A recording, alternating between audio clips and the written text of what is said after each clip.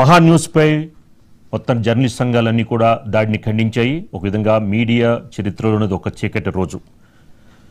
ఏదైనా సరే వాస్తవాలనే మహా న్యూస్ ఎప్పుడు కూడా చెప్తూ ఉంటుంది. సిట్ ఏదైతే ఇచ్చిందో నివేదికలో, ఆ నివేదికలో ఏదైతే ఉన్నాయో వాటినే ప్రసారం చేసింది. ఏదైతే ఈ రోజున మహా న్యూస్పై దాడి అనేది ఇందులో చాలా సిగ్గుపడాల్సిన విషయం. ఇందులో ఓపెన్గా చెప్పేస్తున్నాం. బీఆర్ఎస్ నాయకులు మెడలో బీఆర్ఎస్ కండువాలు కప్పుకొని వచ్చి ఈ రోజున ఏదైతే వాస్తవాలను చెప్తున్న మహా న్యూస్ ఆఫీస్పై దాడి చేయడం అనేది ఒక విధంగా సిగ్గుపడాల్సిన విషయం. మీకు వాస్తవాలు మీ దగ్గర ఏమన్నా ఉంటే మీరు వచ్చి మాట్లాడండి, డైరెక్ట్గా మేము డిబేట్ పెడతాం. కానీ ఎక్కడా కూడా సిట్ ఏదైతే వివరాలు ఇస్తుందో ఎక్కడా కూడా గత కొన్ని రోజులుగా బీఆర్ఎస్ నాయకులు ఎవరూ కూడా ఒక్క మాట కూడా మాట్లాడలేని పరిస్థితి. ఒక విధంగా ఇది పిరికి పంద చర్యే. ఒక్కసారి ఆలోచించుకోండి. మీరు చేసిన ఫోన్ ట్యాపింగ్ వ్యవహారం ఎన్నో కుటుంబాలు ఈ రోజున రోడ్డును పడ్డాయి. బీఆర్ఎస్ నాయకులారా, బీఆర్ఎస్ కార్యకర్తలారా, ఒక్కసారి ఆలోచించుకోండి. ఇది వేరే వాళ్ళు కాదు, మీ బీఆర్ఎస్ పార్టీలో ఉన్న మహిళ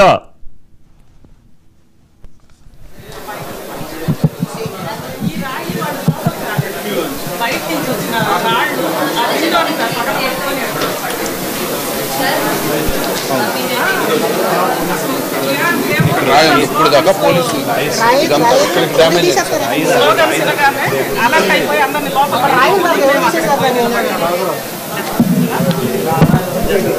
ఇక్కడ మనిషి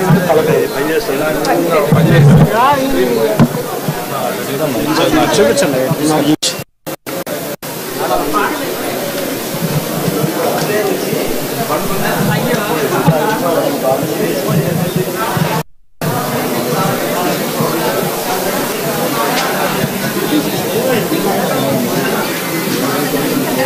కాదు అక్కడ రాయి తీసి ఎప్పుడు పెట్టుకుంది తీసినాడు.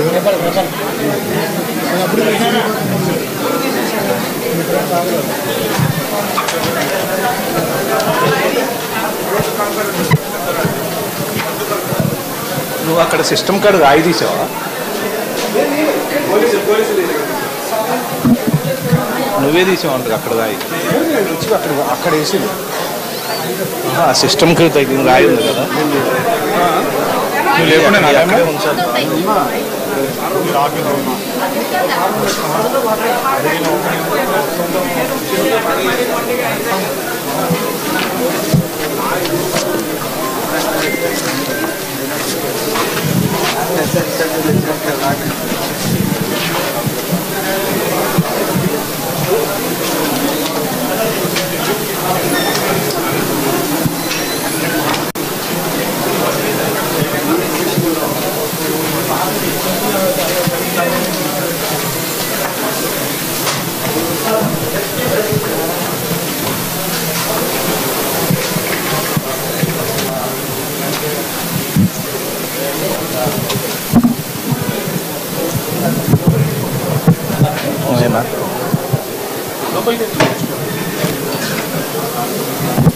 తోసుకోకండి చిన్న చిన్న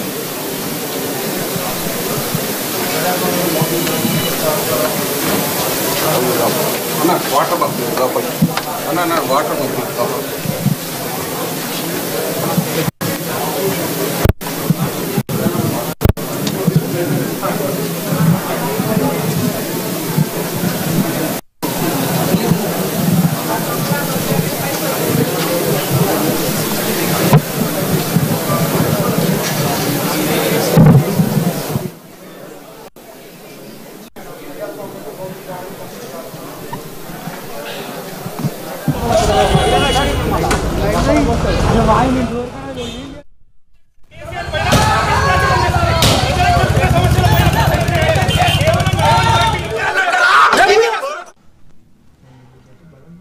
బీఆర్ఎస్ చేసిన ఈ యొక్క దమనకాండ అనుకోవచ్చు, మారణకాండ అనుకోవచ్చు, ఒక విధంగా మహా న్యూస్ స్టాఫ్పై అటాక్ చేయడం అనుకోవచ్చు. ఒక విధంగా మరి జర్నలిజానికి సంబంధించి నీతులు మాట్లాడుతూ ఉంటారు కేటీఆర్ గారు, ట్విట్టర్ టిల్లు గారు. చూసారా? చూసే ఉంటారు. ఎందుకంటే ఈ దాడులతో పాటు మీ టీ న్యూస్ కవరేజ్ కూడా చేసుకొని వెళ్ళారు. ఆ విషయం కూడా మాకు తెలుసు. చాలా సిగ్గుపడాల్సిన విషయం. ఇదే ముందు కేటీఆర్ గారు మీరు అధికారం కోల్పోయిన తర్వాత మీరు అధికారంలో ఉన్న 10 సంవత్సరాలు మీరేం చేశారో అన్నీ కుటుంబ కుంభకోణ కథా చిత్రం ఆల్రెడీ కూడా స్టార్ట్ అయింది. రేవంత్ రెడ్డి గారు రిలీజ్ చేస్తున్నారు. మొత్తానికి మీ హయాంలో జరిగిన మొత్తం అవినీతి అక్రమాలన్నీ కూడా బయటికి రాబోతున్నాయి. మీ సిస్టర్ చేసిన, కవిత గారు చేసిన సారాదందా విషయాలన్నీ తెలుసు.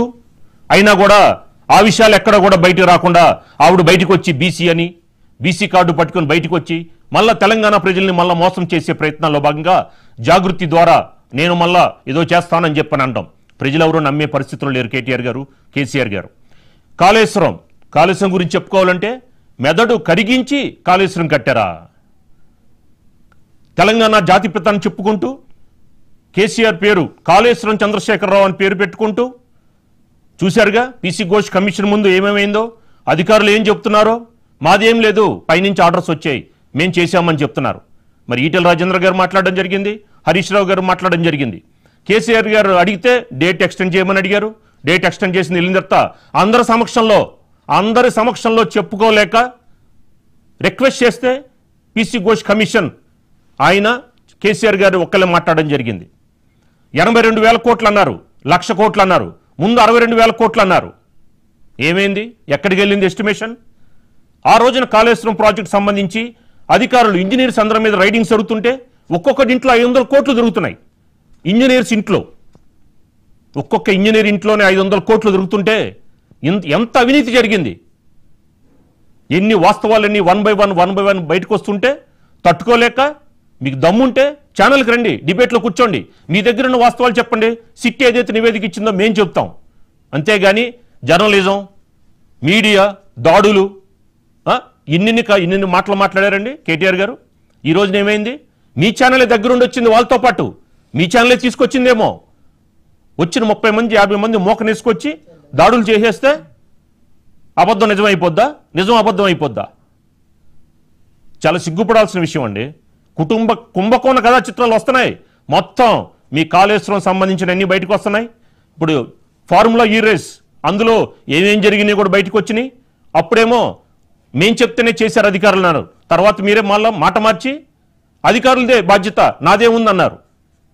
ఈ రోజున ఫోన్ ట్యాపింగ్ అంటే ఎవరిని కూడా సుఖంగా కాపురాలు చేసుకొని ఎవరండి? అధికారం ఉంది కదా అని మీ ఇష్టమా? వ్యక్తిగత గోప్యతకి సంబంధం లేదా? మీ ఫోన్లు అడిగితే సిట్ అధికారులు వ్యక్తిగత గోప్యత సుప్రీంకోర్టు చెప్పింది, మా ఫోన్లు మేము ఇవ్వం అన్నారుగా. అంటే మీరైతే చేయొచ్చా వ్యక్తిగత గోప్యత? ఐఏఎస్లు ఐపీఎస్లు మీకు సహకారం అందించిన వాళ్ళు, మీరు అధికారంలో ఉన్నప్పుడు సహకారం అందించిన ఐఏఎస్ ఐపీఎస్లు వాళ్ళ కుటుంబాలను కూడా విడగొట్టారు కదండి కేటీఆర్ గారు. సిగ్గుపడండి సార్. సెలబ్రిటీస్ వదిలేసేయండి, బిజినెస్ మ్యాన్లు వదిలేసేయండి.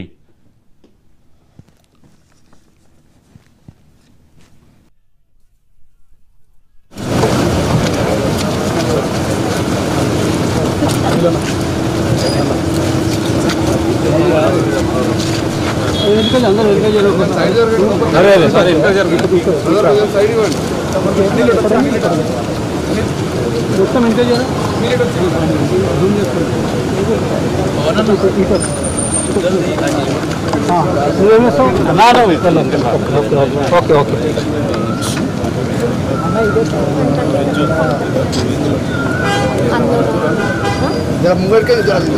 జరుగు, అక్కడ నుంచి జరుగు. ఇట్లా అద్దాల వాళ్ళు కార్లో వాళ్ళు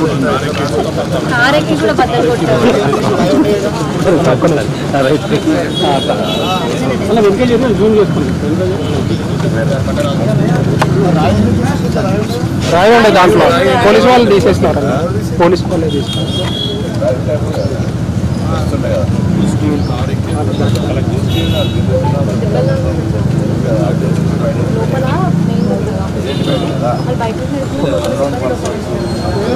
సంజయ్ పట్టుకున్నాను camera.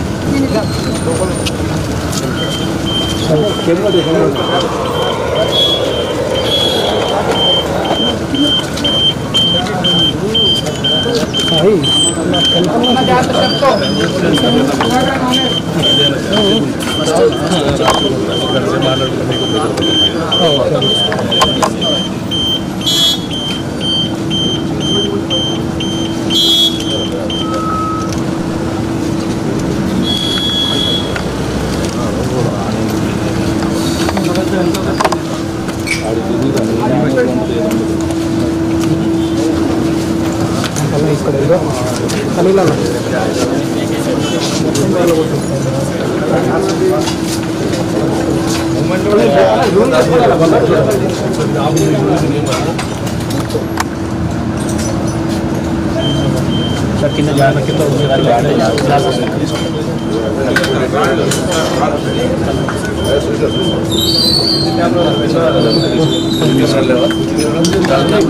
CC camera okay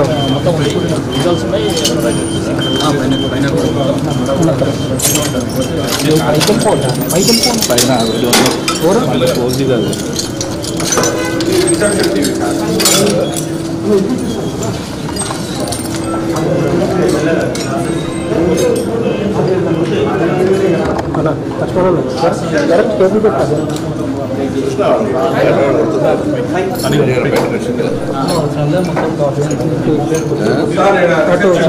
TV ఇవన్నీ ఉన్నాయి సార్ మొత్తం కూడా ఇక్కడనే మొత్తం ప్రొడక్ట్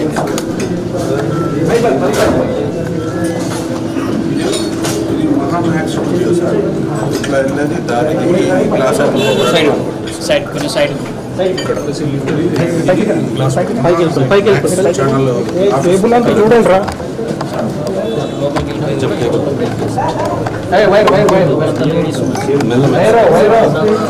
మీరు వైరాంతా కూడా ఇప్పేసి వచ్చి సరే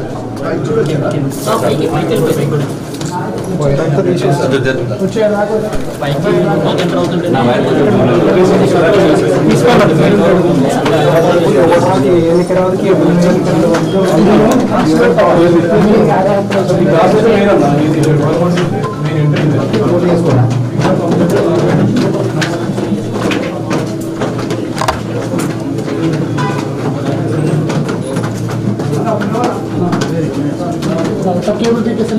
అరే మీరు ఎప్పుడు నేర్చుకుంటారా కెమెరాలు కేబుల్ వేయడం రాదారా మీకు నా దగ్గర తీసుకున్నారు సాయి పరిస్థితి ముంగట పెట్టారా ఇంకేరా అవుతుందా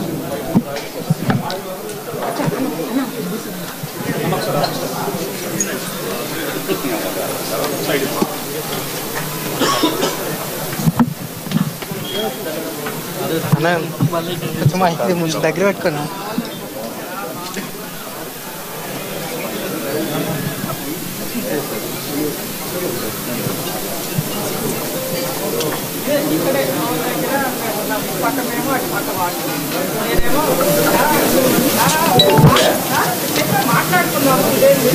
మాట్లాడుకున్నాం లేదా మైండ్ ఆ లోపల అట్టించి రాళ్ళు దబా దబా పడుతుంది ఎంప్లాయీస్ లోపలికి ఎంప్లాయీస్ అది వాడు కెమెరా ట్రై పెడితే రాళ్ళు ఇప్పుడు మర్చిపోతుంది బయట సతీష్ పడాలో ఏదో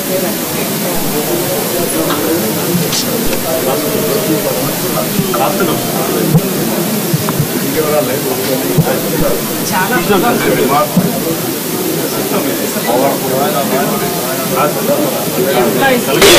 భయం సార్ అందరూ చిన్న చిన్న ఎంప్లాయీస్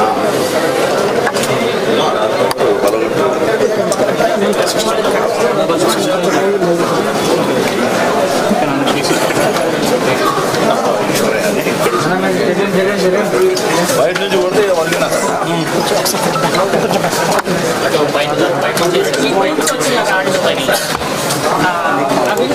కొంచెం బ్యాక్ జూమ్ చేసుకున్నాను కావాలంటే కొంచెం బ్యాక్ జరగాలన్నా లైవ్ ఇచ్చారంటే జరుగుతున్నది లైవ్ ఇచ్చారు కెమెరాలు లైవ్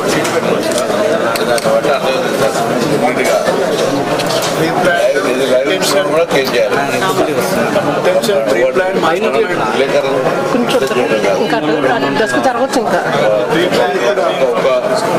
ట్విస్ట్ ఏంటంటే మేడం వాళ్ళు మన మీద దాడి చేసి మళ్ళీ మన వాళ్ళ మీద దాడి చేశారని ట్విట్టర్లో ట్వీట్లు వేశారు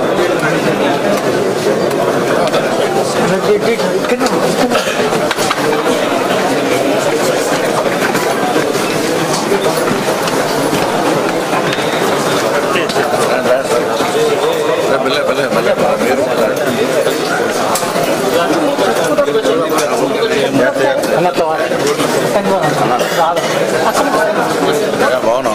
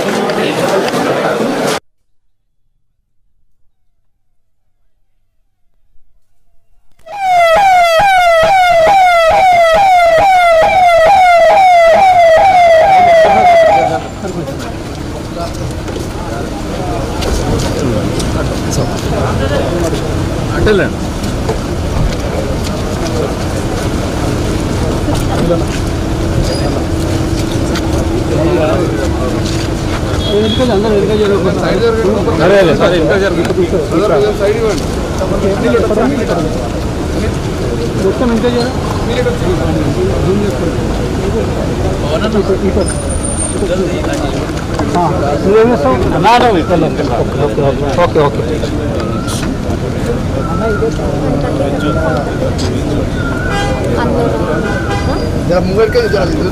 జరుగు అక్కడ నుంచి జరుగు అద్దాల వాళ్ళు కార్లో వాళ్ళు కూడా బద్దలు కొట్టారు.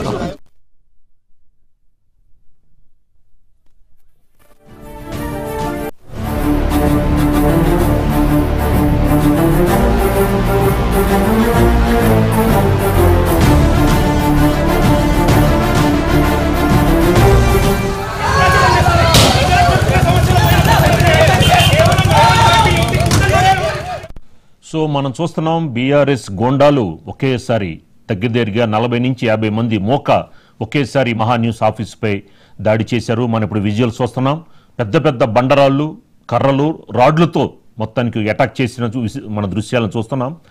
కిందే కాకుండా పైకి కూడా వచ్చి మహా న్యూస్ స్టాఫ్ని బెదిరించే పనిలో భాగంగా ఆ డోర్ని బ్రేక్ చేసే పనిలో కూడా మొత్తానికి చాలా అక్కడ ఉద్రిక్త వాతావరణం నెలకొంది. మొత్తానికి మహా న్యూస్ స్టాఫ్ అందరూ కూడా ఆ డోర్ని మొత్తానికి బంద్ చేయడం వల్ల చాలా పెను ప్రమాదం తప్పింది.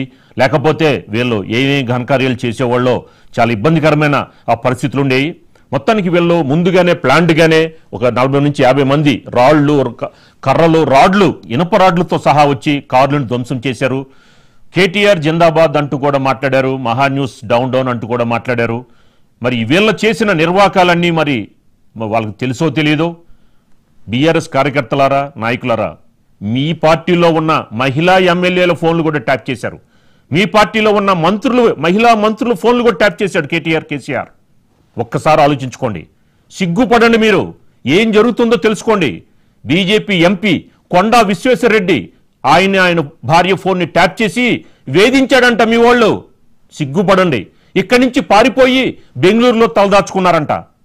ఎంత సిగ్గుచేటని విషయం. ఎక్కడ చూసినా జర్నలిజం గురించి మాట్లాడతారు, నీతి వాక్యాలు. ట్విట్టర్లో పొద్దున్న లెగిస్తే ట్విట్టర్లో ఎప్పటికప్పుడు ఏదో ఈయన జాతిపితలాగా మాట్లాడుతూ ఉంటారు. కాళేశ్వరం జాతిపిత, తెలంగాణ జాతిపిత.